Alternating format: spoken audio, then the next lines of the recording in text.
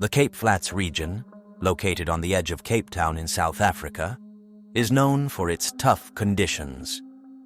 This area is marked by widespread poverty, the presence of gangs, and issues related to drug use. Situated on the flatlands to the southeast of the city's heart, communities such as Valhalla Park and Hines Park are where many families live, trying their best to overcome these challenges. However, these neighborhoods are also where dangerous gangs vie for wealth, influence, and dominance. In such a challenging environment, a young man named Cameron Wilson grew up. At just 17 years old, Cameron began a wave of violence that instilled fear across the Cape Flats. He was unusually cruel for someone so young, showing no compassion as he committed acts of rape, murder, and assault. Over a few years, he attacked many people, showing no regret for even the most horrific acts. Cameron's attacks were unpredictable and without any clear reason. He harmed people of all genders and ages, with no apparent link between them. His motives varied. He killed spontaneously for personal gain, for dominance, or simply for the sake of causing pain. It seemed as if he had an innate desire to harm others, which put him on the path to becoming one of the most feared criminals in South Africa's history. Cameron's first recorded act of violence occurred in October 2014. On that day, the 17-year-old Cameron had a loud argument with a man named Alfonso, which ended with Cameron fatally stabbing Alfonso. This incident was the beginning of a series of violent acts that would terrorize the community. In the neighborhood of Valhalla Park, a place known for its risks, Alfonso was on his usual route to his grandmother's house. It was a journey he made often without trouble. However, on this particular day, the calm was shattered by a loud dispute that caught the attention of the locals. They watched as Cameron hurried after Alfonso, confronted him, and then, with no second thoughts, stabbed him, leaving him to suffer a tragic fate on the pavement. The incident didn't go unnoticed. Several people saw what happened, yet fear silenced them. Cameron's father was a high-ranking member of the 28S, a feared prison gang in South Africa, and people were scared of what might happen if they spoke up. Their fears were justified when just 3 days after Alfonso's death, Toya, a shopkeeper who had seen the murder, was found shot dead. Toya was a respected figure, known for his dedication and honesty in running his store and supporting his family. He wasn't involved with Cameron or aware of his violent tendencies. When Cameron entered his shop, Toya recognized him as Alfonso's attacker and asked him to leave, which led to an argument. Cameron left, and Toya tried to follow him, likely to inform the authorities. Tragically, shortly after, Toya's life was cruelly taken, just a short distance from his store. The community of Cape Flats was gripped by a deep-seated fear, a silence that was enforced by the threat of violence. This silence played a role in Cameron's growing boldness and the continuation of his violent acts. The police found it difficult to gather evidence against him because people were too scared to speak up. This lack of action from witnesses allowed Cameron to carry on with his crimes, seemingly without any consequences. This culture of fear only seemed to encourage Cameron further, and the Cape Flats were about to witness even more terrifying events. Cameron's ability to avoid punishment for his earlier crimes led him into a horrifying spree of violence. The community was constantly on edge, never knowing when or where he would strike next. In December 2014, just 2 months after Toya's murder, Cameron committed another cold-blooded act. On Christmas Day, Ernest, a young man of 20, was attacked. He and his girlfriend had been at a tavern in Hines Park, Cape Town, and on their way home, they realized they had lost a small bag of cannabis. While searching for it, Cameron suddenly confronted Ernest, demanding money. When Ernest had nothing to offer, Cameron brutally assaulted him with a screwdriver, leaving him to die. The violence didn't stop there. In April 2015, Cameron continued his spree, attacking 2 more people in separate incidents. One of them was Cody, a 20-year-old who was out walking with a friend. Cameron demanded to see what was in Cody's backpack, and when Cody refused, Cameron's response was swift and violent. He stabbed Cody, adding another victim to his growing list of assaults. Before escaping the scene, Cody Fander, despite severe injuries, miraculously survived the assault. Later that month, 17-year-old Dorney Davids fell prey to Cameron's violent tendencies. After visiting a friend, Dorney was crossing an open field on her way home when she encountered Cameron's cousin. Familiar with him from the neighborhood and considering him a friend, Dorney engaged in conversation without any apprehension. However, the situation took a dark turn when Cameron appeared, forcefully seized Dorney, and dragged her to a secluded spot. In this isolated area, Cameron coerced his cousin into assaulting Dorney before telling him to step aside. Dorney desperately pleaded for her release, questioning Cameron's motives, but her pleas were ignored. Cameron then committed a heinous act against her. After the attack, Dorney managed to escape and ran for her life, but Cameron pursued and stabbed her in the neck, leaving her to die. Fortunately, Dorney was quickly taken to a hospital where she survived the brutal attack. Although she could identify Cameron as her assailant, the trauma of the unprovoked aggression left deep psychological scars. Cameron remained at large, continuing his series of violent acts. The reasons for his non-arrest post-attack are speculative, but it may involve witnesses' reluctance to come forward and the fear of retribution from Cameron's and his father's gang, which could have contributed to his evasion of justice. Cameron's assaults appeared indiscriminate, affecting individuals of various ages and genders, creating an atmosphere of widespread fear, despite the increasing number of victims. Cameron Wilson was a man who did very bad things and didn't get caught for a long time. In April 2015, he did something really terrible. He hurt a 16-year-old girl named Stacy Mahali in a way that is too sad to talk about. Stacy was just going home from school with her friend Abigail Plates, who was also 16. They didn't know that meeting Cameron and his young friend would change their lives forever. At first, Cameron and his friend seemed okay, but then things got scary. Cameron showed a gun and made Stacy and Abigail go with them to a place where no one else was around. There he hurt both girls very badly. His young friend was watching to make sure no one came. After hurting them, Cameron told his friend to hurt the girls even more with a knife. Then, they did something called necklacing to the girls. This is usually done by people who want to punish someone they think did something wrong, but Cameron did it just to be mean. They put tires filled with gasoline around Stacy and Abigail's necks and set them on fire. They also threw rocks and bricks at them, which hurt them even more. The girls were left there, hurting a lot because of the fire. Stacy couldn't survive the terrible things that happened to her. She had many cuts and burns, and the doctors said she went through a lot of pain. But Abigail, even though she was hurt a lot too, stayed alive.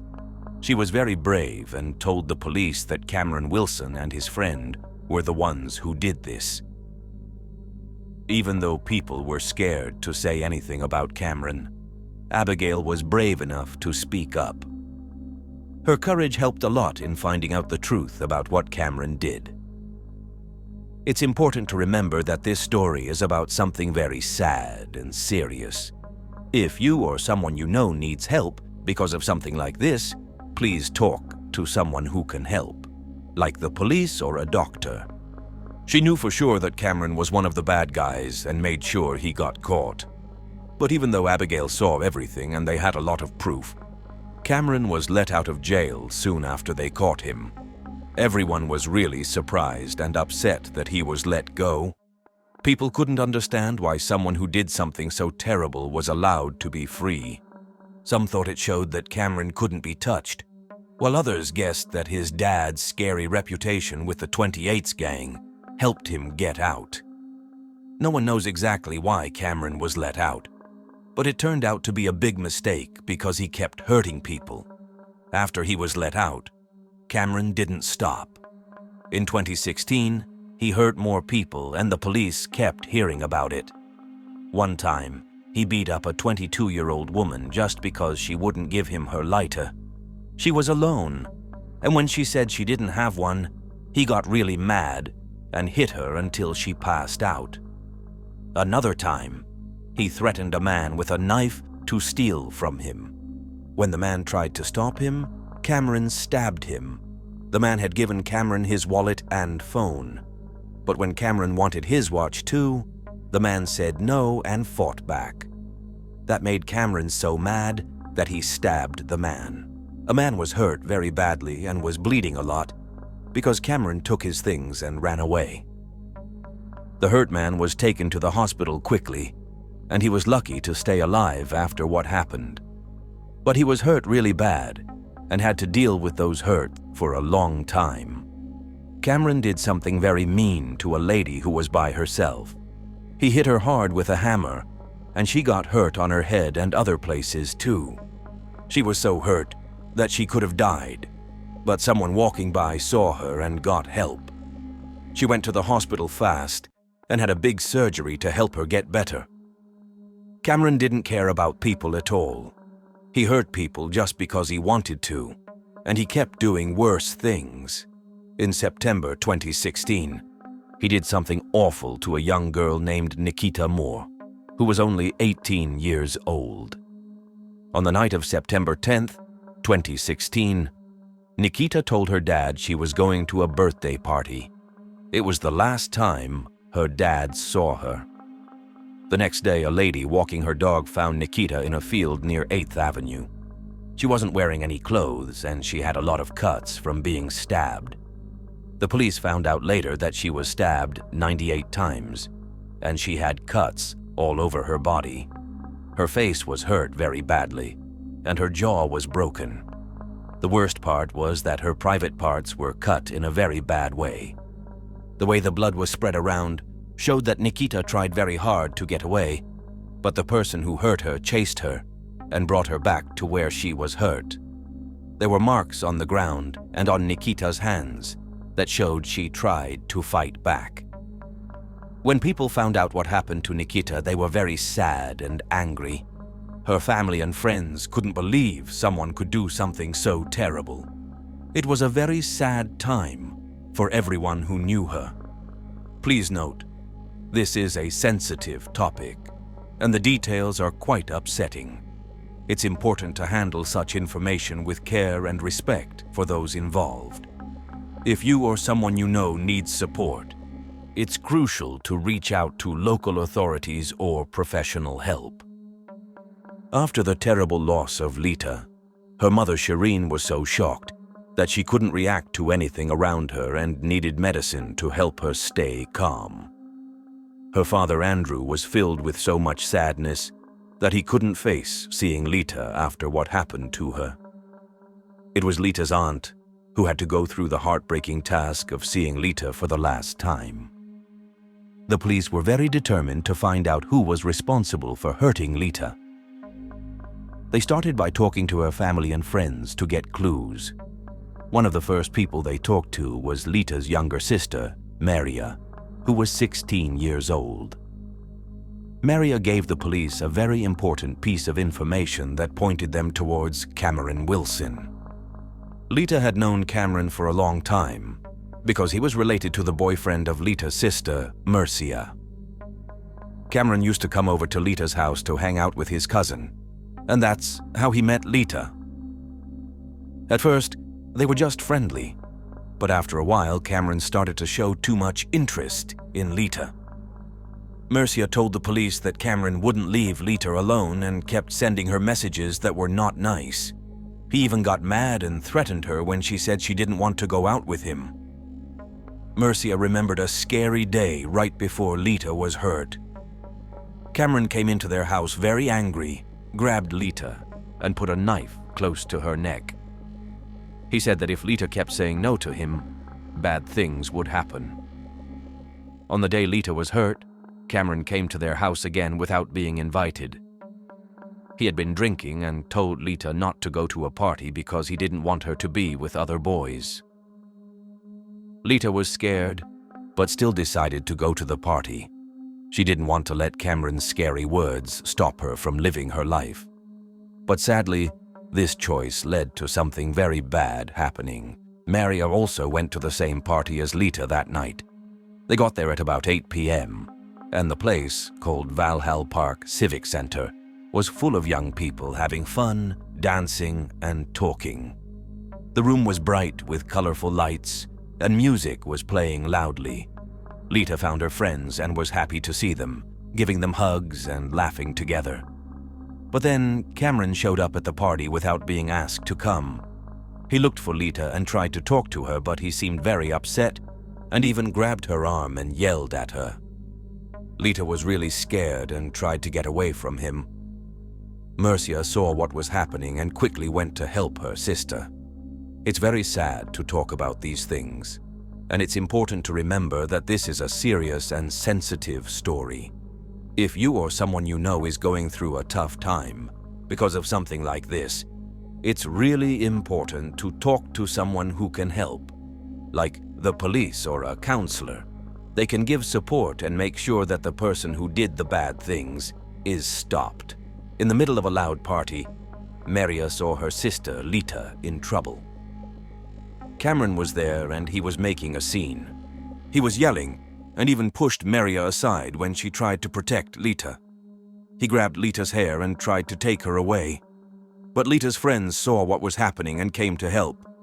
They told Cameron to leave, but he was very angry and said that Lita was his and he could do what he wanted with her. Then he left the party, looking back at Lita with a mean look. Later that night, Cameron came back to the party. People saw him talking to Lita, and she looked upset, but like she had given up. After they talked, Lita left the party with Cameron, even though she didn't really want to.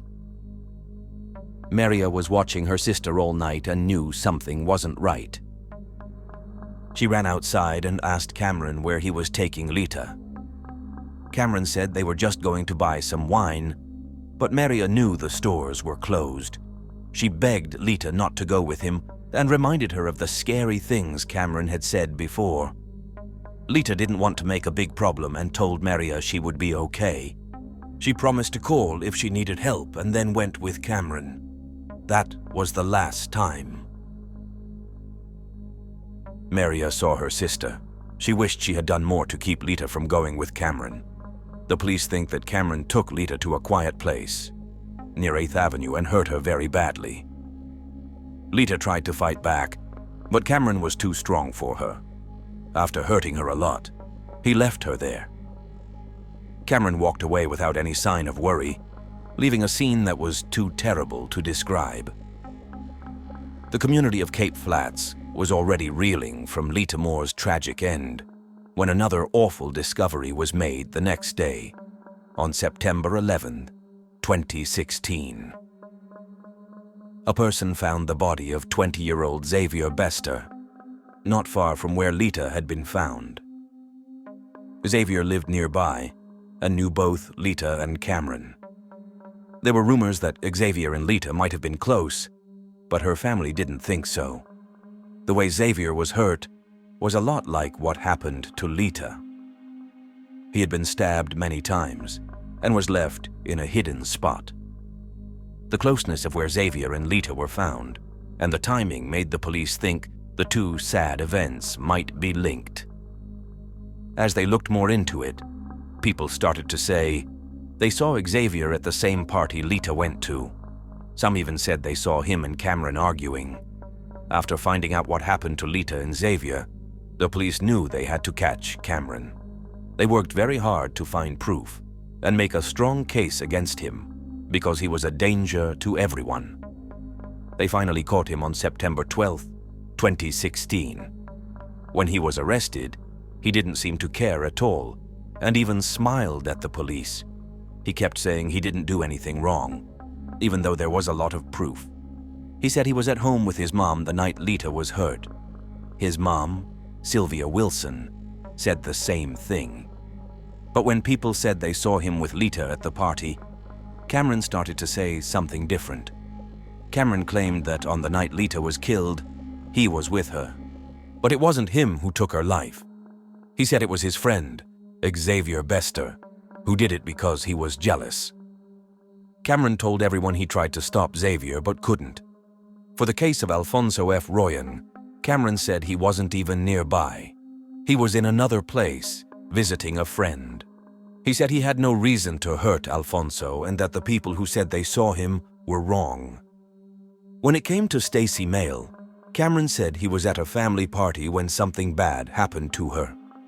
He thought the police should look at Stacy's boyfriend instead, saying he had heard bad things about him. Then when a 13-year-old boy said Cameron was involved, Cameron said it was actually the boy who did it, not him.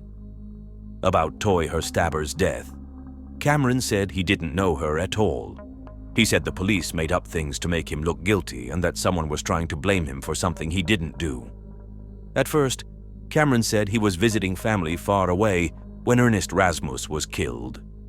But when the police showed proof he was there, he changed his story.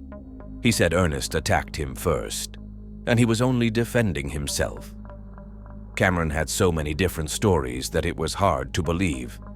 The police thought it was very unlikely that he was in all those places or that so many people would try to make him look guilty. As they looked more into Cameron's actions, they found out he might have done a lot of bad things. He was accused of 15 serious crimes, including hurting 5 people so badly that they died, as well as other violent acts and having guns he shouldn't have. During his time in court, Cameron acted like he didn't care. He laughed, made jokes, and didn't seem to feel sorry for the harm he caused to many people. When they told him what he was accused of, Cameron just smiled and said he didn't do it, even though there was a lot of proof. In June 2017, after a long trial that made many people feel very sad and angry, Cameron Wilson was found guilty of almost all the crimes, 13 out of 15. The courtroom was full of people who knew the victims. They cried and comforted each other when they heard the decision. For them, it was a mix of sadness and relief, because at last, there was justice. When the judge said Cameron was guilty, the courtroom was full of different feelings. A typical suburban residence had been transformed into a nightmarish dwelling, its walls splattered with blood, chilling to the core. As a haunting final detail, a tiny child's handprint remained. This was the grisly sight that greeted Jennifer O'Brien when she entered her parents' home to retrieve her son Nathan. The case was so macabre and disturbing that many found it difficult to accept as reality. Nevertheless, it had indeed occurred, and the entire nation closely monitored the ensuing investigation. This narrative transports us to Park Hill, a neighborhood situated within the city of Calgary, Canada, renowned for its tranquil ambience and the endearing qualities of its local inhabitants. Park Hill boasts a scenic setting with well-kept residences, tree-lined streets, advanced infrastructure, parks, and a hospitable atmosphere. The area emanates an aura of serenity, making it a sought-after location for numerous families. These attributes captivated the Lickness family, drawing them to Park Hill. Alvin Lickness, a cherished grandfather and father at the age of 66, held a position of authority within both his family and his professional life. He was eagerly anticipating the chance to embark on a fresh chapter in his life following his retirement. His spouse, Kathy, aged 53, served not only as the family's cornerstone and a dedicated wife, but also as her daughter's closest confidant. Her nurturing disposition enabled her to create a warm and inviting space for all her cherished ones. Park Hill had been their residence for many years, and now the couple had decided to downsize slightly, purchasing a more compact home in Edmonton. Alvin and Kathy Lickness were on the cusp of savoring their retirement. They listed their property for sale, along with some of their furniture and interior items. As they began packing for the relocation, the impending challenges did not daunt them. After a hectic day, the weary but contented husband and wife found comfort in the laughter and playful antics of their grandchildren, as well as the encouragement of their friends. Their daughter, Jennifer O'Brien, visited her parents' abode for the final time with her sons, including the jovial 5-year-old Nathan. In just a week, her parents were slated to depart from this place permanently.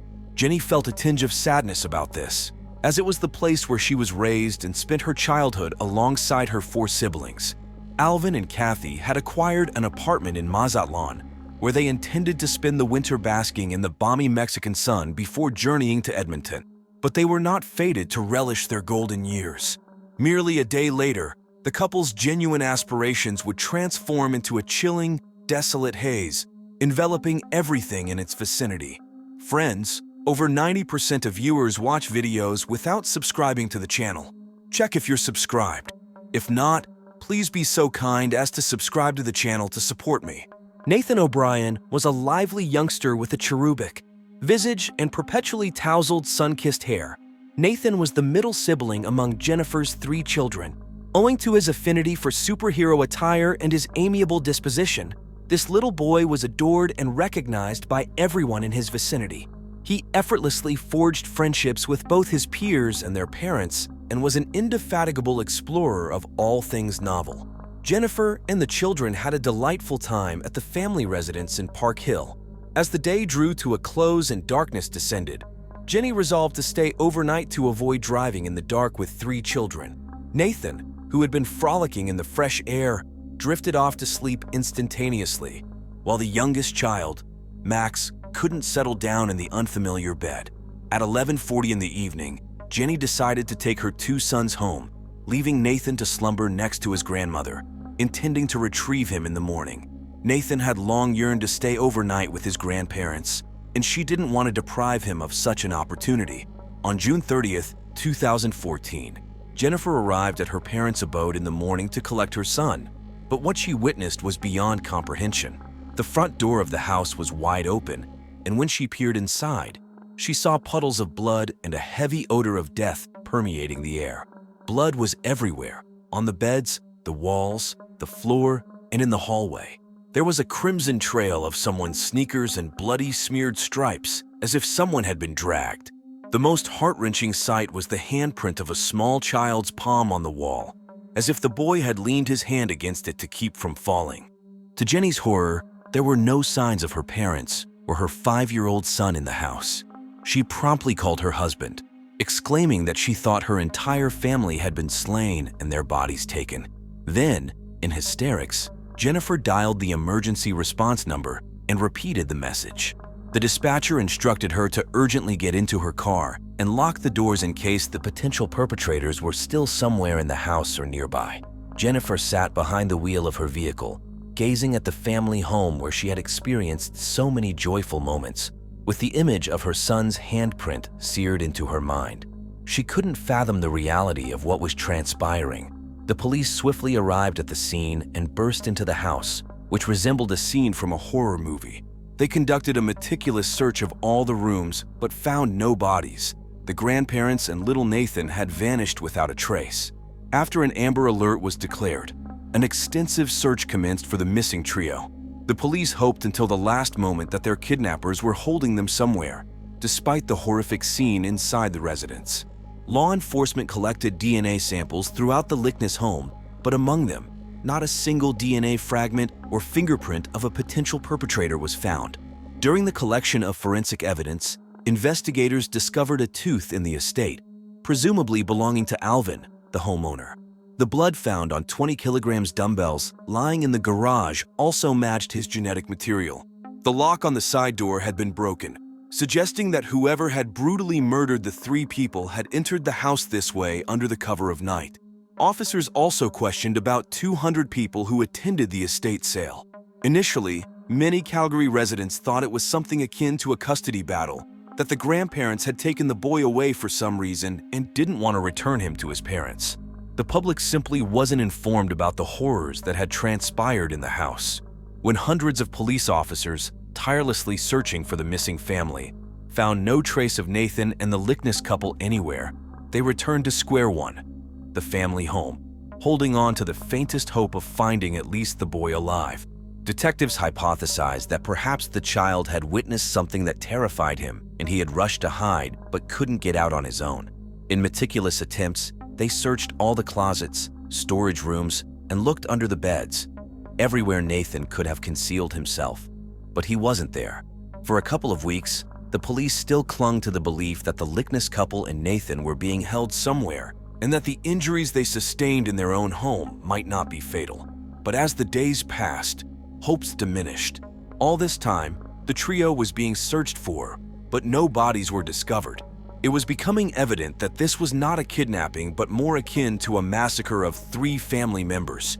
The perpetrator remained at large. The police department held several press conferences where they finally informed the public that a violent attack had transpired at the Lickness home. All they had was a house with puddles of blood and too many unanswered questions.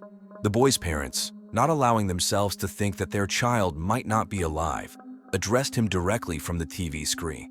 They reminded Nathan that he was a superhero and could handle anything, and that they would find him very soon and bring him home.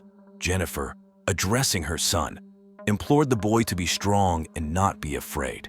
People who heard her words had tears in their eyes because, unlike the mother, they had no such certainty that the child was alive. Everyone understood the misfortune of the grief-stricken parents, but didn't know how to help them. The Amber Alert did not yield any concrete results.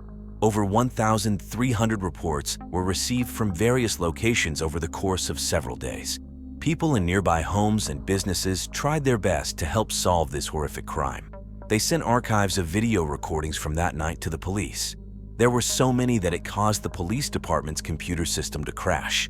Detectives analyzed hundreds of hours of surveillance footage, identifying suspicious patterns, until at one point something barely perceptible caught their eye. On the night of Alvin, Kathy, and 5-year-old Nathan's disappearance, a vehicle was spotted circling the Park Hill area several times. In one video frame, a person was captured lurking near the Lickness residence in the pre-dawn June morning. Shortly thereafter, a pickup truck was seen moving north toward the town of Ura with an object covered in white material in its bed. Law enforcement immediately distributed flyers with a photo of a late 1980s or early 1990s Ford F-150 pickup truck that had been seen on the street where the Lickness family lived on that fateful night. Detectives were searching for the vehicle and its driver, who might have information about the 3 missing persons, Nathan and his grandparents. Publishing this image proved to be a very astute move. A woman who recognized the truck contacted the police. Patty Garland was certain she had encountered this vehicle before.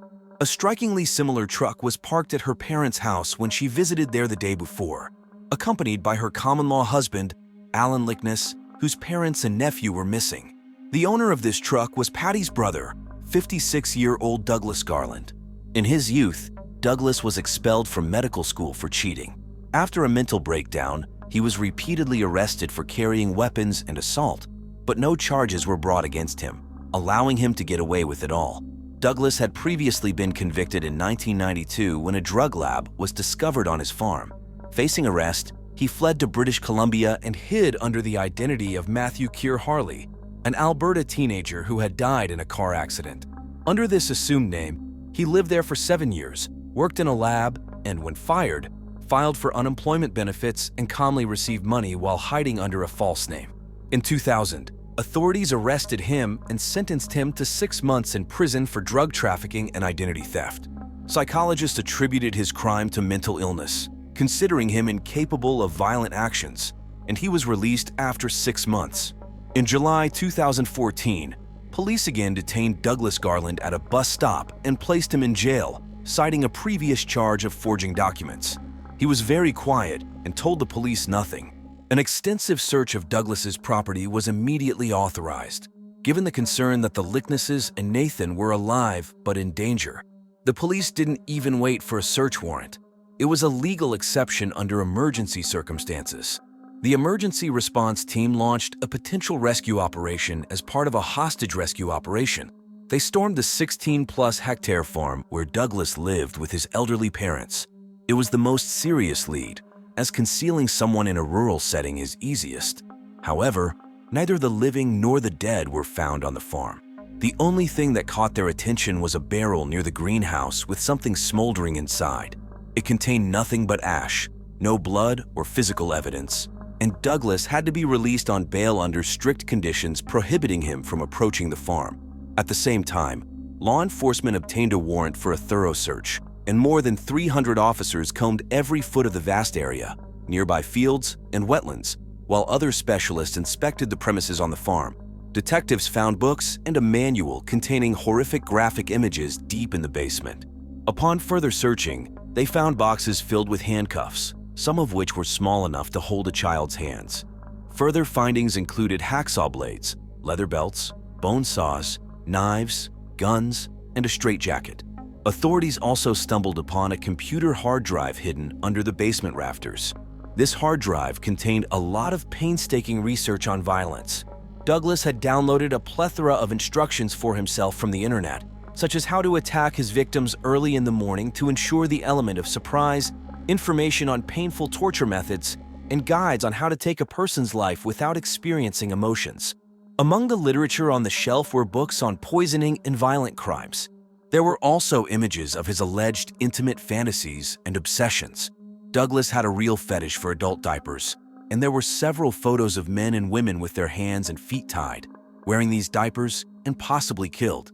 There was also a set for impersonating a woman in the dungeon, a set of breast prostheses, 2 wigs with long blonde hair, hangers with women's clothing, and an extensive shoe collection of 89 pairs of various boots, shoes, and sneakers that fit Douglas.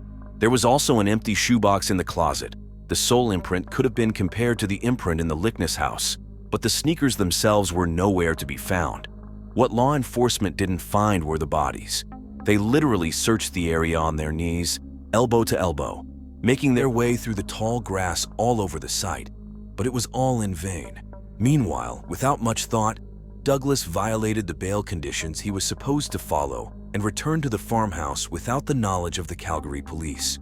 Detectives kept him under surveillance, suspecting that upon returning to his own basement, he would try to get rid of any evidence. His second arrest occurred as Douglas was making his way through dense thickets of trees and shrubs with a police officer. A helicopter circled overhead as he was charged with the murders of Nathan O'Brien, Kathy, and Alvin. 2 weeks had passed since their disappearance, and despite no bodies being found, Douglas was charged with a slew of offenses supported by an overwhelming amount of evidence, 1,400 pieces in total. Whether this man was truly responsible for the horrific attack on Alvin, Kathy, and 5-year-old Nathan was yet to be determined. The police continued their investigation relentlessly. They decided to examine the contents of a smoldering barrel noticed during their initial search of the farm. Forensic experts, sifting through the ashes, made a shocking discovery. Among the hot coals, they found a baby tooth, charred flesh, a metal frame from glasses, and numerous fragments of human bones. A subsequent investigation revealed a convoluted and multi-layered history between Douglas Garland and Alvin and Kathy Lickness, spanning several years. Patty Garland, Douglas's sister, who had reported the truck to the police, was the common-law wife of Alan Lickness, one of Alvin and Kathy's sons. A key detail that caught investigators' attention was that Alvin and Douglas had worked together several years earlier. In 2006, when Alvin, a successful businessman, was looking for a partner to work with his son Alan, Alan suggested Douglas as a potential candidate. Douglas, who had some education and practical skills, collaborated with Alvin on developing a pump for the oil and gas sector. It was Alvin's invention, and he hired Douglas to make various improvements. However, the project was never implemented, leading Alvin to terminate Douglas's employment in early 2007. The relationship between the two partners ended when Douglas simply stopped answering calls. Alvin patented the pump they had worked on, but he never made any money from it. leaving Douglas's grievance baseless. Despite this, losing his job fueled Douglas's deep-rooted resentment, which eventually turned into bitterness and culminated in a horrific massacre of his perceived enemy's entire family. It is believed that Douglas had no intention of harming Nathan, but did not want to leave any witnesses to his crime. Driven by a desire for revenge against the insults to his pride, Douglas showed no remorse for the age of his victims. In January 2017, Douglas Garland stood trial in a crowded Calgary courtroom, pleading not guilty to all 3 charges. Throughout the hearing, he filed no motions. The sensational trial captured the nation's attention like no other criminal proceeding, with the public closely following the case. Just a day before their disappearance, Alvin and Kathy were hosting a garage sale, preparing to sell their property and downsize to a smaller home. They were scheduled to leave their house permanently a week later to start enjoying their well-earned retirement. Douglas had little time remaining and decided to act swiftly. For years, he had harbored a grudge against Alvin Lekita over a patent for a pump they had collaborated on. Although the device was never sold and did not generate any revenue, Douglas's resentment and anger had been festering for all these years. On June 30th, 2014, he finally decided to execute his plan. Early in the morning, Douglas broke into the Lekita residence by drilling the lock on the side door. Instructions on how to bypass such locks were later discovered on his computer hard drive. While the entire family was sleeping soundly, he made his way to the master bedroom where Alvin was sleeping and struck him multiple times with a heavy club-like object. He then proceeded to the guest bedroom where, according to DNA evidence, the grandmother and grandson were sleeping. Judging by the copious amount of blood, the woman also suffered a blow from a blunt object, though the exact nature of the weapon was not determined. Nathan's injuries could not be precisely ascertained, but there was clear evidence of bleeding. Despite the substantial amount of blood in the couple's home, forensic experts believe that all 3 were still alive when Douglas dragged them out of bed and shoved them into his truck. He likely transported the bound bodies in the back of his pickup truck, concealed with a white cloth spotted on surveillance footage. The criminal left no DNA traces or fingerprints. As his internet search history revealed, he had studied detailed instructions on how to avoid leaving evidence.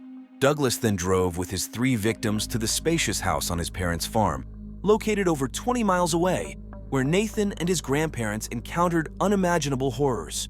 DNA from all 3 victims was found on various torture devices, including meat hooks, bone saws, and knives. Genetic material matching the victims was also discovered on a pair of rubber boots near one of the outbuildings on Douglas's farm. Additionally, a bloodied light switch inside the building matched the DNA profiles of both Alvin and Kathy Lekita. A forensic computer expert testified about the discovery of photos of Kathy and Alvin among the deleted files on a hard drive belonging to Douglas. He had been monitoring the lives of his so-called enemies through social media. Douglas's own mother testified in court against her son, describing him as a solitary individual with no friends. She added that her son was intelligent, loved to read books, and helped around the house. Douglas had earned a Bachelor of Science degree in college and briefly studied at the University of Alberta before leaving due to a nervous breakdown. When Douglas's mother saw a television report about the disappearance of the Lekita family members and informed him of the news, he stated that he did not wish to discuss Alvin. Unfortunately, she did not hear her son leave the house the night they went missing, so she could not provide the court with any specific information. Douglas's sister, Patty, played a crucial role in solving the case. She had her son photograph her brother's pickup truck and sent the pictures to the police, which ultimately led investigators to Douglas. Despite this, the defense attorney insisted there was no specific evidence, neither forensic nor scientific, indicating that Douglas was at the Lekita home on the night of the attack. No one saw or could confirm that it was Douglas who took the lives of the boy and his grandparents. There was not even any information as to why these 3 met their demise. According to the defense, Douglas should be completely acquitted. Don't forget to subscribe to the channel. If you like this video, it's really important.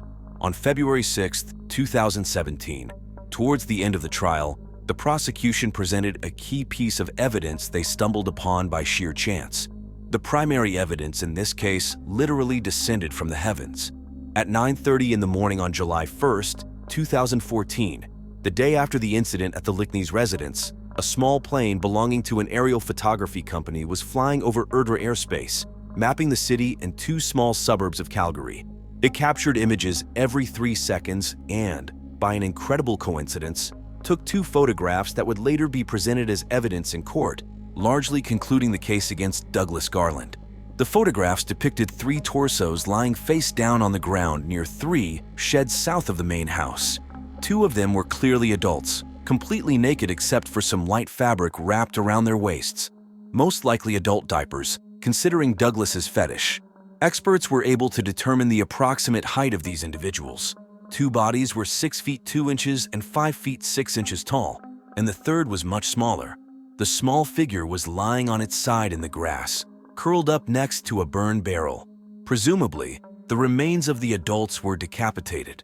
The pilot of the aerial mapping plane testified that when he flew over the farm again 26 hours later, the bodies were no longer visible. In this tragic case, the silence of the deceased echoes loudly. There were no bodies left, only tiny fragments. The sole confirmation of their existence was buried in the ashes left in the burned barrel. The bits of flesh and bone belonged to 5-year-old Nathan and his grandparents. It appears that after dismembering the bodies, the murderer decided to incinerate them, undertaking a grim process resembling cremation. While the horrific details of the monstrous crimes were revealed in court, Douglas seemed unfazed and even made some notes to himself. He never exhibited any remorse for his actions. None of the victims' relatives were able to testify at the trial, but the written statement of Nathan's father, Rod O'Brien, resonated through the courtroom. In the letter, he said that they did not have enough time to enjoy their boy's company, and now they do not even have the opportunity to bury him properly, as there was practically nothing left of him. After several hours of traumatizing testimony and approximately 10 hours of deliberation, the jury reached their verdict. The judge presiding over the case showed no mercy. Douglas Garland was sentenced to 3 25-year terms without the chance of parole for 75 years. Theoretically, he would have to be 129 years old before he could apply for parole. On the day Douglas was sentenced, he was assaulted by several inmates in prison and suffered serious injuries. He was repeatedly subjected to abuse by other convicts for the killing of 3 innocent people, including a 5-year-old boy, over a senseless grudge from years earlier. The heartbreaking events of the Lickneys and Nathan case had a profound impact on families and society. The void left by Alvin, Kathy, and young Nathan was immeasurable. The consequences of this tragedy resonated not only in the courtroom but also in the hearts of those who knew and cherished this family. Words cannot describe the pain experienced by the parents of the deceased boy. Though they communicated with the press daily, they both refused to discuss any details of the horrific crime. Jennifer and Rod cope with difficulties day by day. In 2012, at the Summer Olympics in London, a young Puerto Rican boxer named Felix Verdejo Sanchez emerged as a star. Dubbed the Diamond, he was one of the most promising athletes in his country, expected to win titles and gold medals. It seemed to everyone that this talented and motivated young man would reach incredible heights in the sport. However, in 2021, Felix's name resurfaced in the global media, not for his boxing prowess, but for a criminal scandal. This story recounts how a teenage attachment evolved into a tragic addiction, leading to a horrendous crime. It also details how Felix, once lauded and promoted by 2-time Olympic champion Vasyl Lomachenko as the author of the main knockout of 2014, narrowly escaped the death sentence but was ultimately sentenced to life in prison. Remarkably, despite irrefutable evidence and the confession of an accomplice, Felix continues to plead not guilty to this day. Felix's journey began in San Juan, Puerto Rico, where he was born on May 19, 1993. He grew up in a modest, large family and initially aspired to be a baseball player. His path changed due to a serendipitous event at age 9. During a visit from a family friend and his son, Felix got into a fight. The incident prompted his father to suggest that if Felix wanted to fight, he should do so in a boxing ring. Felix was taken to a local gym, and for his first training session, he fell in love with boxing. At 16, he won the Pan American Junior Championships. The following year, he became his country's champion and soon after competed in the London Olympics, reaching the quarterfinals. His professional career started that same year, during which he had 29 fights, winning 27 convincingly. In 2014, he was recognized for delivering the best knockout in a fight against Sergio Villanueva. A year later, Felix won his first championship belt, the WBO Latino title, which he defended 6 times over 2 years. Spectators believed he was destined to make history in the boxing world. Meanwhile, Tayala Rodriguez, born in November 1993 in San Juan, Puerto Rico, had her own story. Her full name was Kayla Marlene Rodriguez Ortiz. Her parents, Jos and Kayla Rodriguez, had another daughter, Bars Nicole, and they also raised Jonathan, Kayla's son from a previous marriage. Kayla grew up as an open and sociable girl, excelling in school and dreaming of becoming a veterinarian due to her love for animals. Her best friend was her sister Bears, to whom she confided all her secrets. This narrative intertwines the rise and fall of Felix Verdejo with the life of Kayla Rodriguez, painting a picture of promise, talent, and ultimately tragedy. Kayla attended the same school as Felix Verdejo, who was her age. The two had known each other since childhood, and their acquaintance blossomed into a romantic relationship during adolescence. In 2011, Tayala's parents divorced and separated, with Kayla moving to Florida to live with relatives. The daughters, now adults, chose to stay in San Juan. Despite leading separate lives, the sisters remained in close contact, sharing everything about their experiences. At 18, Felix, a promising boxer who had already competed in the Olympics, began a relationship with a young schoolgirl and aspiring model, Eliza Maria Santiago Sierra. At the time, Eliza was only 14 and still in school, but she had big plans for her future with the world-famous athlete. Eliza's parents approved of the relationship, and Felix, who was always surrounded by fans and female admirers, did not miss the opportunity for fleeting romances. Despite his serious relationship with Eliza, Felix continued to see his childhood friend, Kayla. Kayla's sister, Bears, and her mother, Kayla Rodriguez, were aware of the affair and did not approve of it. The situation was complicated. Eliza considered herself Felix's only love and was preparing for their wedding, while Kayla, despite knowing about Eliza, still hoped Felix would choose her. In 2016, Felix married Eliza, who was then 19. By that time, Eliza was a well-known model with a significant social media following and had opened her own beauty studio for eyelash extensions.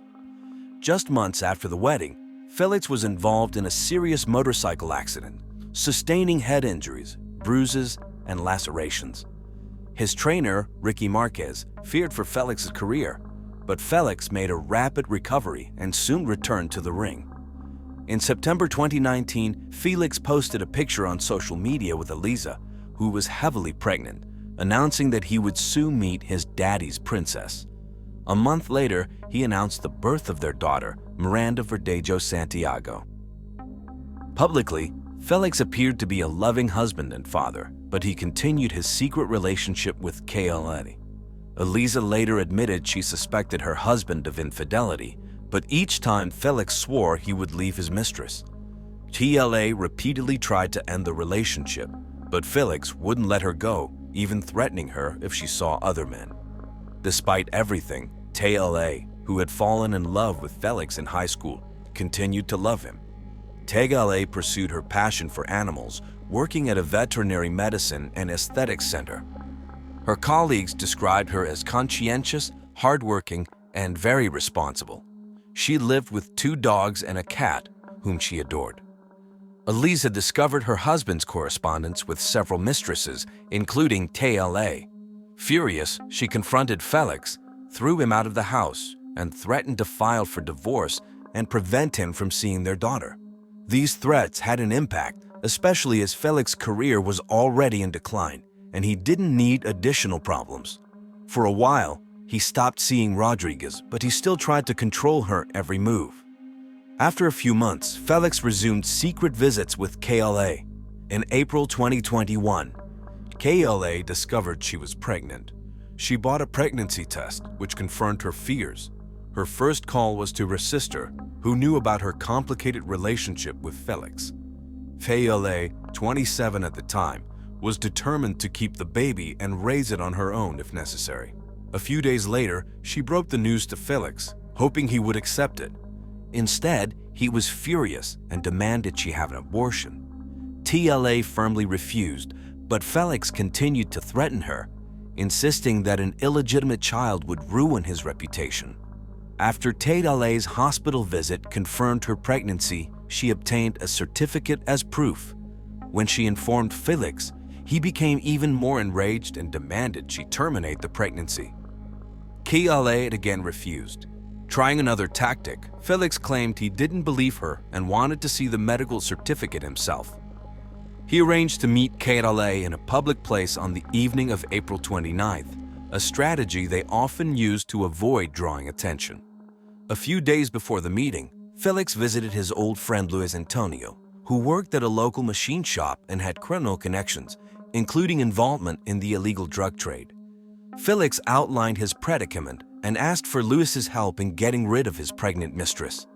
Luis, previously on the police's radar, was hesitant, but Felix was persistent. He'd assured Luis that everything would go smoothly and promised a substantial cash reward. Luis reluctantly agreed. With Luis's support, Felix called KLA, telling her he wanted to meet on April 29th to confirm her pregnancy and decide the next steps. After speaking with Felix, KLA called her sister again, still hoping Felix would accept her child and not insist on an abortion. However, Bears was alarmed by the situation. She knew Felix had threatened her sister and feared he might harm her. Bears called their mother to share her concerns, but together they couldn't dispel the growing unease about what Felix might do. They could not dissuade TLA from attending the fateful meeting. At the appointed time, Rodriguez, carrying her doctor's note, arrived in her Kia Ford. Felix arrived in his pickup truck with Luis hidden in the back. TLA got into Felix's car and showed him the test results. Felix once again urged her to terminate the pregnancy, but TLA, in tears, refused. Their conversation escalated into a violent quarrel, ending with Felix striking KLA in the head, rendering her unconscious. While TLA was unconscious, Felix retrieved the syringe filled with illegal substances supplied by Luis and hidden in the glove compartment and injected her. Together, they moved TLA to the back of the truck, where they had prepared pieces of wire and a concrete block. They tied her up, attached the block, and covered her with a tarp to avoid detection. Felix then drove his pickup truck while Luis took the wheel of KLA's car, and they headed to the bridge over the San Jose Lagoon. Ensuring no one was around, they threw TLA, still alive, into the water. To eliminate any chance of survival, they fired several shots at her. The next day, KLA's co-workers were alarmed when she didn't show up at the Veterinary Medicine and Aesthetics Center. Known for her responsibility, KLA would never miss work without notifying anyone. Unable to reach her by phone, they contacted her sister Bears. After multiple failed attempts to reach KLA, Bears went to her house. Using a spare key, she entered and found only the hungry animals, which had been unfit for almost 24 hours. Realizing something terrible had happened, Bears called their mother and then the police, reporting her suspicions and the threats against her sister. She also called Felix, who claimed he had spent the previous evening and night at home with his family. TLA's mother took the first flight from Florida to San Juan, fearing that Felix might have taken TLA to a private clinic for an abortion without her consent. She couldn't bear to think that KLA might be dead. The initial investigation involved questioning neighbors and coworkers, but they hadn't noticed anything unusual. Simultaneously, messages about TLA's disappearance were posted on social media, asking anyone with information to come forward. The case quickly gained widespread attention, especially when it became known that the missing girl had been in a long-term relationship with a famous athlete. The combination of public interest and the high-profile nature of the case led to increased scrutiny. Law enforcement officials intensified their efforts, interviewing more individuals and piecing together the events leading up to TLA's disappearance. Felix's involvement, despite his initial denials, became more suspicious with each passing day. The once promising athlete's downfall was now inexorably linked to the tragic fate of KLA Rodriguez.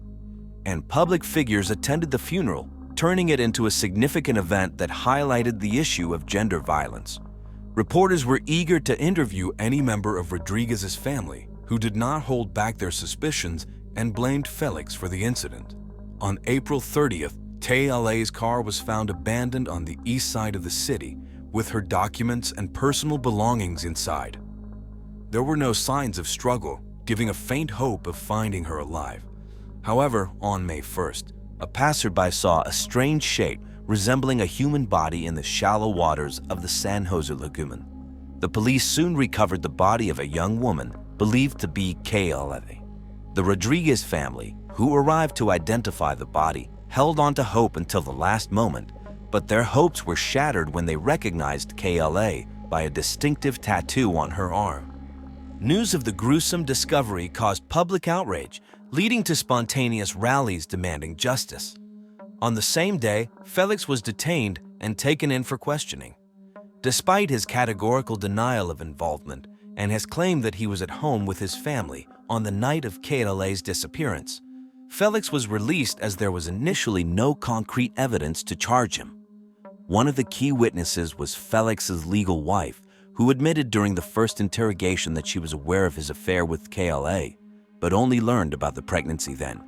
Furthermore, she did not confirm Felix's alibi, stating he was not at home on the night of the murder. Investigators checked traffic surveillance footage and discovered Felix's pickup truck and KLA's car traveling together on the way to the bridge. KLA's car was clearly not driven by her. On the same day, Felix's car was seized for examination, and they found hair belonging to KLA in the vehicle. Luis, the accomplice, surrendered to the police, promising to tell the whole truth in exchange for a reduced sentence. Felix was taken into custody again, but he refused to cooperate, denied his guilt, and did not answer questions, despite the mounting evidence. A firearm registered to Felix, which he used to shoot KLA from the bridge, was seized. Additionally, cell phone records confirmed that Felix, Luis, and KLA were at the same location on the night of the murder. KLA's final farewell took place on May 8th, and the funeral was broadcast nationwide, serving as a call for justice and a reminder of the issue of gender violence. Her coffin was brought to the cemetery in a white carriage, over which white flower petals were thrown from the air. Many notable Puerto Rican figures, including celebrities and athletes, attended the funeral, turning it into a poignant and powerful event that demanded accountability and sought to raise awareness about violence against women. Politicians and public figures have spoken out about the high-profile incident. Felix Verdejo was charged with carjacking, kidnapping, premeditated murder, and the murder of an unborn child. These charges collectively carry the potential for the death penalty. However, the relatives of the deceased requested life imprisonment instead, so that Felix would suffer in captivity for the rest of his life. The trial faced repeated delays due to the COVID-19 pandemic, but was eventually held virtually in the spring of 2021. The court determined that the crime was committed by a group with prior conspiracy and particular cruelty against a pregnant woman. The reconstruction of the crime was largely possible due to the testimony of Luis, who admitted his guilt and detailed his role in obtaining the drug, the wire, and the concrete block at Felix's request. Felix, however, continued to deny his involvement, though his denial did not affect the outcome. Felix's wife, who testified in court, filed for divorce almost immediately after his arrest and distanced herself from the case, focusing on her business and raising their young daughter. Reports indicate that Eliza Santiago has since remarried. She admitted in an interview to receiving anonymous death threats and messages, with many suspecting her as the crime's orchestrator, though no evidence supported this claim. In the summer of 2023, the jury, having reviewed all the evidence and testimonies, was ready to announce the verdict. Felix Verdejo and his accomplice, Louis Cadiz, were found guilty on all charges. Despite the guilty verdict, the killers have not yet been sentenced.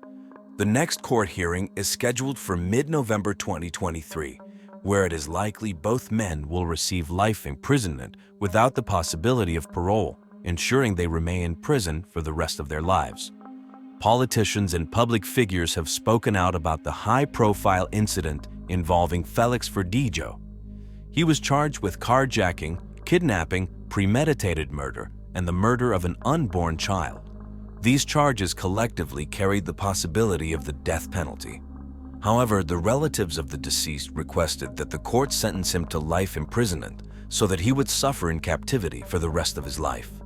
The trial faced repeated delays due to the COVID-19 pandemic, but was eventually held virtually in the spring of 2021. The court determined that the crime was committed by a group of individuals who had conspired beforehand and had acted with particular cruelty against a pregnant woman. The reconstruction of the crime was largely made possible by the testimony of Louis, who admitted his guilt. He detailed his role in obtaining the drug for the injection, as well as the wire and concrete block used to dispose of the body at Felix's request. Despite this, Felix continued to deny his involvement, although his denials have little impact on the outcome of the case. Felix's wife, who testified in court, filed for divorce almost immediately after his arrest. She tried to distance herself from the case, focusing on her business and raising their young daughter. According to reports, Eliza Santiago has since remarried. She admitted in an interview that she received anonymous death threats and messages wishing harm upon her and her daughter Miranda. Many people suspected her of being involved in the crime, but no evidence supported this claim. In the summer of 2023, the jury, having reviewed all the evidence and testimonies, was ready to announce its verdict. Felix Verdejo and his accomplice, Louis Cadiz, were found guilty on all charges. Despite the guilty verdict, the sentencing had not yet been carried out.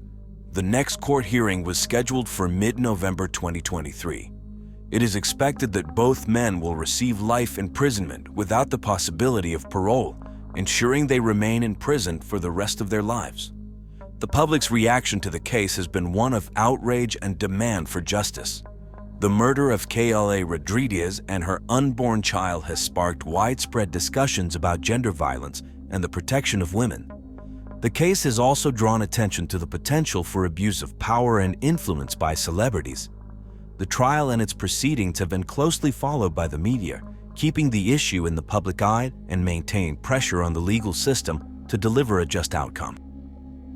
As the sentencing date approaches, the families of the victims, along with supporters and advocates for justice, continue to call for the maximum penalty. They hope that the verdict will serve as a deterrent to others who might think they can commit similar crimes and escape justice. The tragic story of Kayla Rodriguez has not only affected her immediate family, but has also resonated with many people across Puerto Rico and beyond, highlighting the need for systemic changes to protect vulnerable individuals from violence and abuse. The anticipation surrounding the sentencing of Felix Verdejo and Louis Cadiz has reached a fever pitch. The public's demand for justice is louder than ever, as rallies and demonstrations continue to be held, emphasizing the need for accountability and reform. Advocacy groups have seized the moment to push for stronger laws protecting women and harsher penalties for gender-based violence. As the date for the sentencing approaches, Felix's former wife, Eliza Santiago, remains under intense scrutiny. Despite her efforts to distance herself from the crime, public suspicion has not entirely dissipated. She maintains her innocence and focuses on rebuilding her life, but the shadow of the case looms large. Her remarriage and attempts to move on are met with mixed reactions, as some sympathize with her plight while others remain skeptical. On the other hand, Kayla Rodriguez's family continues to grapple with their loss. They have become vocal advocates against domestic violence, hoping to turn their tragedy into a catalyst for change. Their heartbreak has been compounded by the slow pace of justice, but they remain resolute in their fight for Kayla's memory.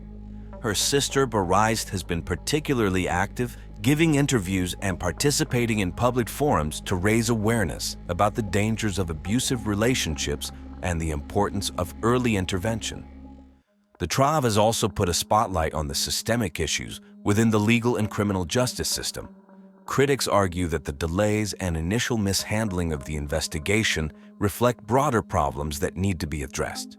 Calls for police reform and better support for victims of domestic abuse have gained momentum, with legislators promising to introduce new measures to ensure that such cases are handled more effectively in the future. As the legal proceedings continue, the case remains a significant point of discussion in Puerto Rico and beyond. Media coverage has been relentless, with updates on every development, keeping the story alive in the public consciousness. The outcome of the trial is seen as a litmus test for the justice system's ability to hold powerful individuals accountable for their actions.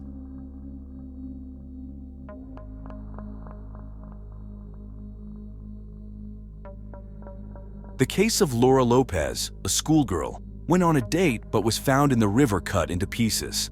Meeting strangers is always risky, especially if the date takes place on their territory where they have control over the situation. In such cases, one should think about possible escape routes in advance, and it is best to completely refuse meeting with suspicious people. However, all these arguments about caution and foresight are good in theory, but when it comes to real life, people, and especially young girls, sincerely hope that nothing bad will ever happen to them. Young Laura Lopez also did not feel any danger when she went on a date at night without telling anyone. Her boyfriend was 10 years older than her, but they went to the same school, and it seemed to the girl that this was enough to trust this man.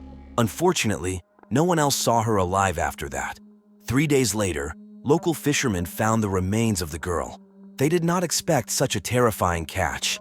In 2019, this case shook Argentina and was widely discussed by the media. A schoolgirl who ran away from home in the middle of the night to meet a friend was caught piece by piece from the river, and judging by the marks on her body, the girl suffered a real nightmare before her death. But let's look at how Laura ended up in the hands of her killer in the first place and whether this tragedy could have been avoided. The difficult fate of Laura Lopez. Laura C.L. Lopez was born on September 11, 2001, in Nan Province, in the southwestern part of Argentina.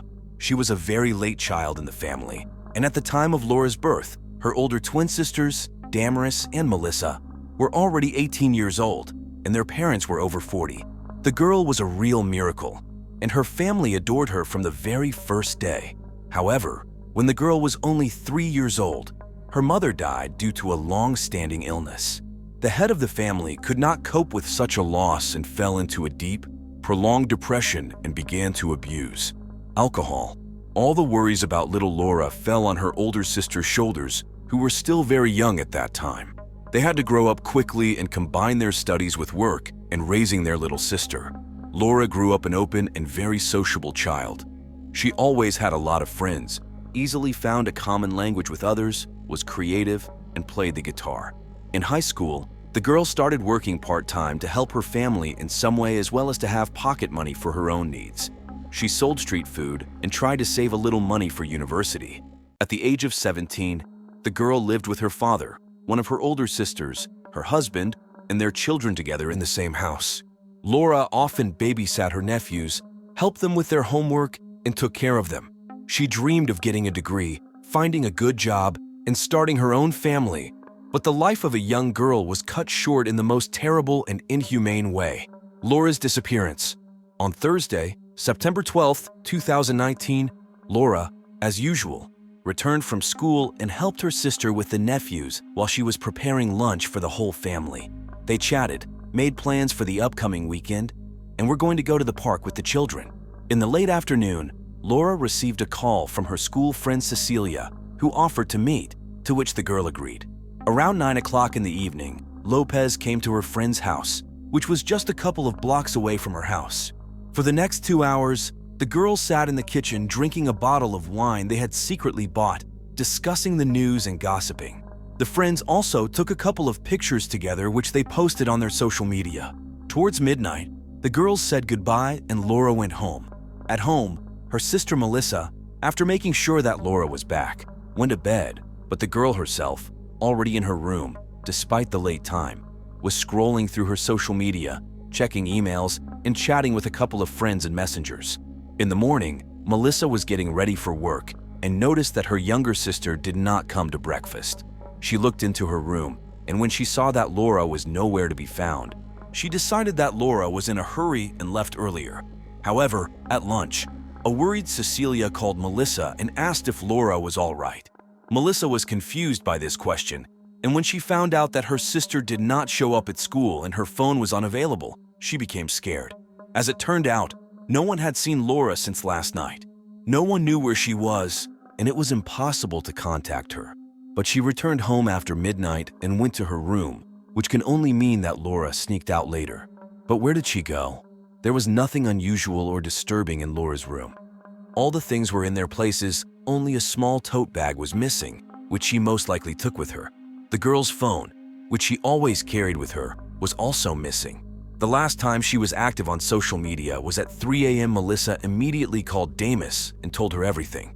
After that, the sisters went to the police station together to report a missing person. However, after listening to the story of the worried women, the police did not take the situation seriously. It looked like the girl had run away from home at night, and according to the police, there were no signs that she was in danger. The search for Laura was going to begin only a day later, in case Laura did not return home by that time. But the sisters decided not to wait and not waste so much time, but to organize a search by themselves. They called Laura's friends and acquaintances, trying to find out at least some information about her possible whereabouts. They also posted information about Laura on social media and asked all concerned people to help in the search and in distributing bulletins. On Saturday, the girl was still missing, and the police finally joined the search. By that time, information about the missing girl had already spread throughout the city and became one of the main news. So far, the search had no results, and the relatives still hoped that Laura would be found alive and unharmed. All their hopes were broken on Sunday morning, September 15th, when two men fishing on the Lime River found something frightening in the water. When they pulled out a strange object with a net, they literally shuddered with horror. There was a part of a human leg in front of them. In addition, a few feet away near the breakwaters floated several more parts of a dismembered body.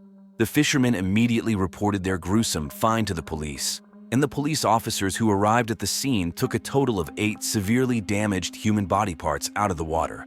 It was obvious that the remains belonged to a young girl, but it was difficult to identify them since they had been in the water for a long time.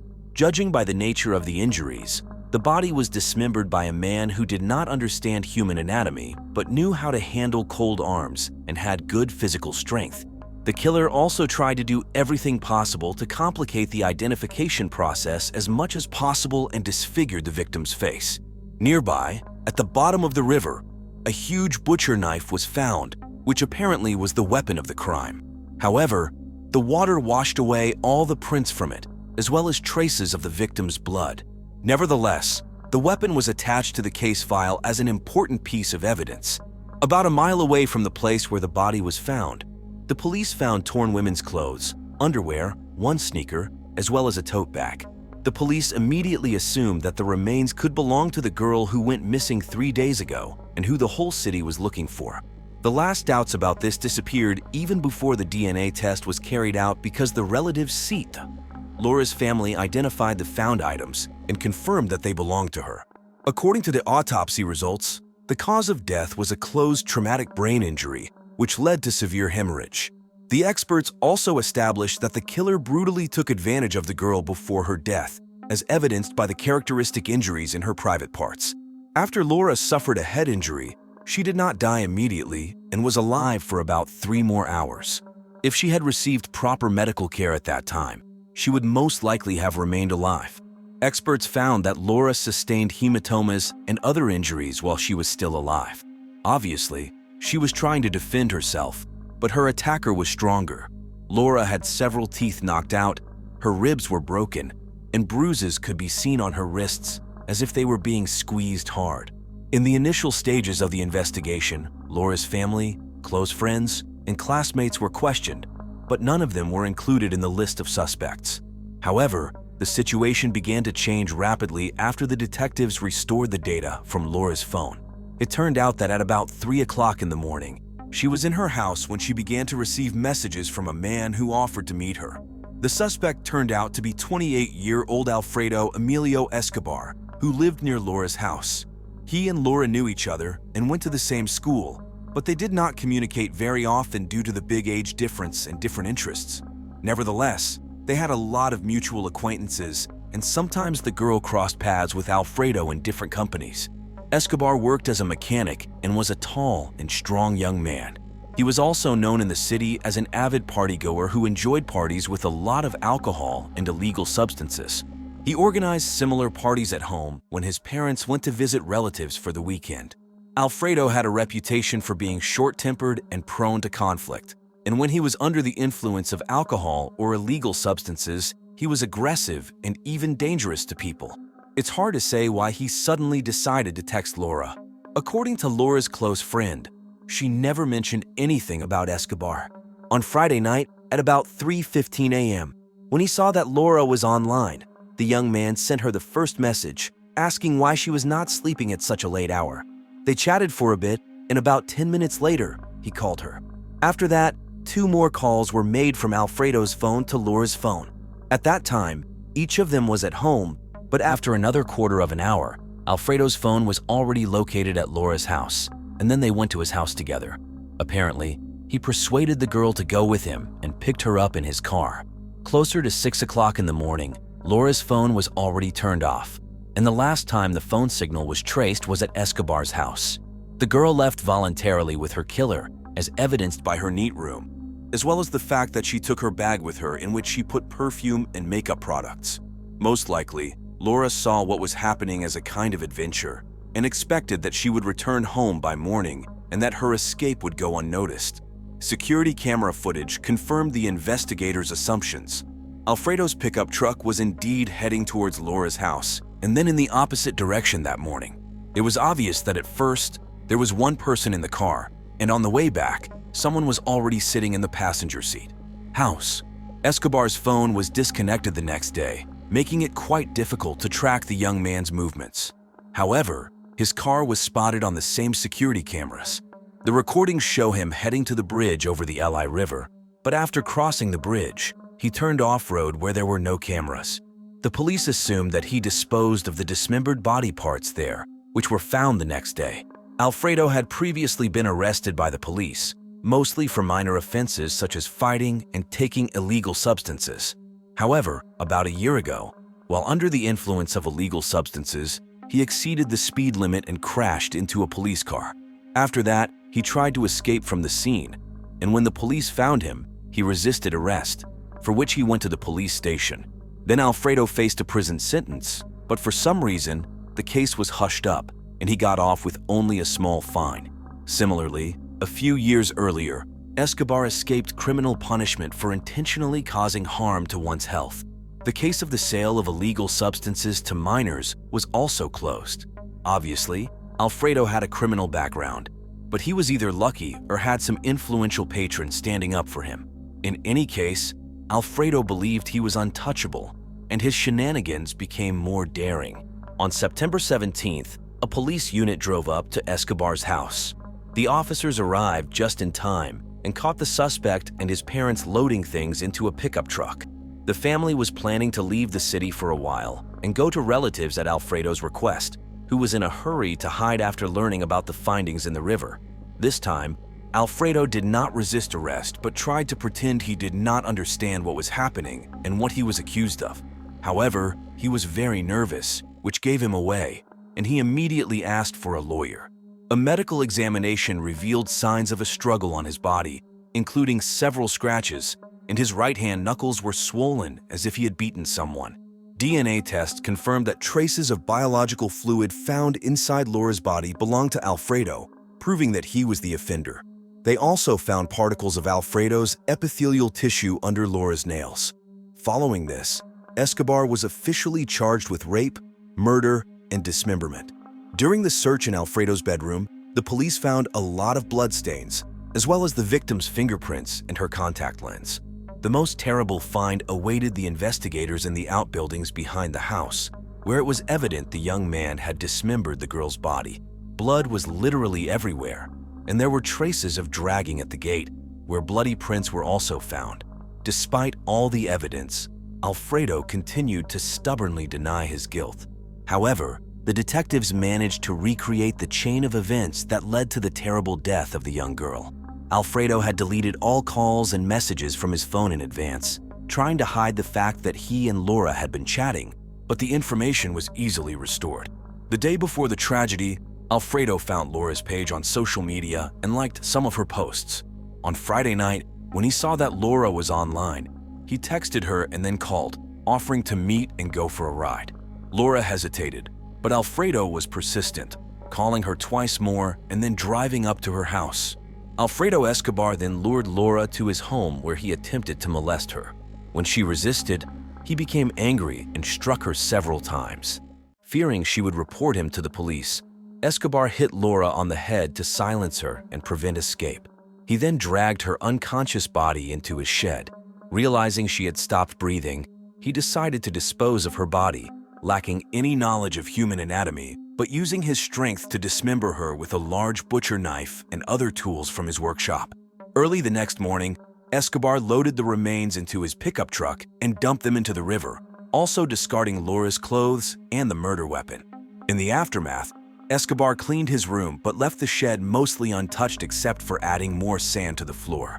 For a few days, he maintained a calm demeanor until rumors of a body found in the river prompted him to flee the city, persuading his parents to accompany him, though they were unaware of his crime.